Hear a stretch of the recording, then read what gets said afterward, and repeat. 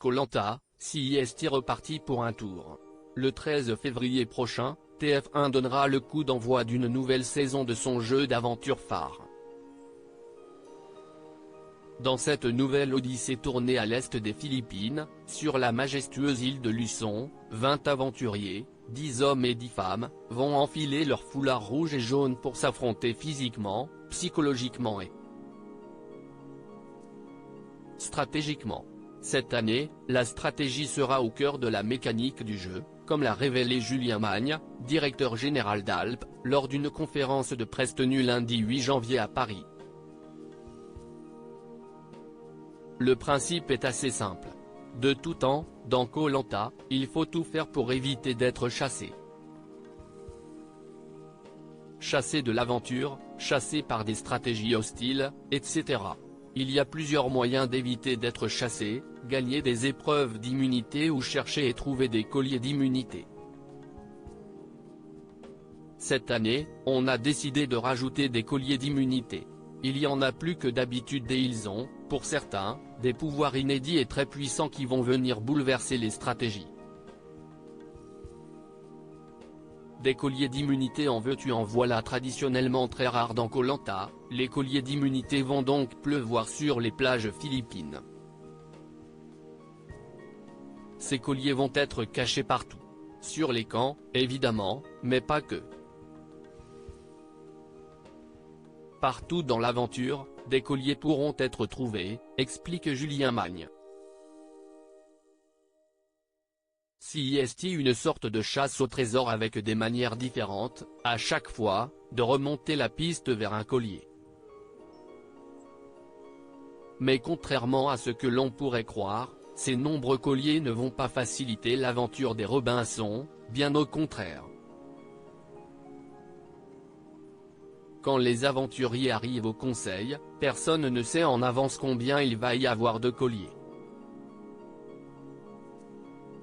Et surtout, on ne sait pas quel est leur pouvoir, confie Denis Brognard, animateur historique de l'émission.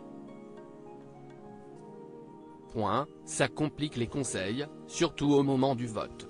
Et les nombreux colliers d'immunité sont loin d'être la seule surprise qui attend les candidats de Koh-Lanta, les chasseurs d'immunité. Dès le lancement du jeu, les aventuriers vont faire face à un changement drastique dans le déroulé de l'aventure. Leur parcours ne débutera pas par un naufrage, mais par un périple en camion à travers les Philippines. Un choix surprenant de la part de la production, qui espère faire bouger un peu les choses.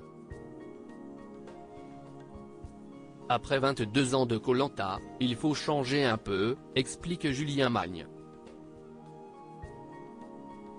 On a beaucoup vu les candidats sauter à l'eau, là c'était un moyen de changer le visuel, d'apporter autre chose.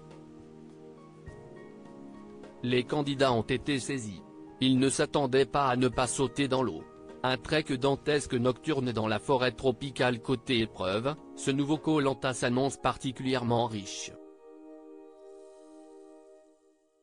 Les épreuves emblématiques du jeu, dont l'épreuve du flambeau, l'épreuve d'orientation ou encore les poteaux, seront évidemment au rendez-vous, mais pas seulement. Cette année, la production réserve aux aventuriers un trek nocturne dantesque à travers la forêt tropicale. Il y a une épreuve de nuit qui va pousser les aventuriers dans leur retranchement. Ils n'ont jamais vécu ça.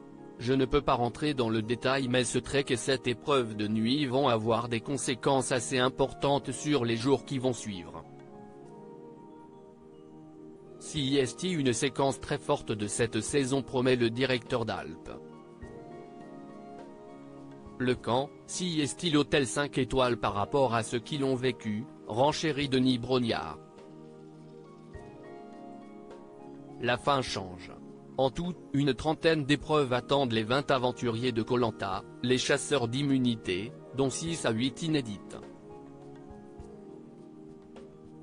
Toutes, selon la production, sont extrêmement disputées, et promettent de surprendre les téléspectateurs.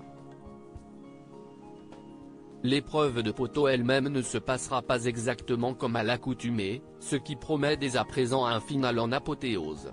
L'aventure se termine avec l'épreuve d'orientation et les poteaux.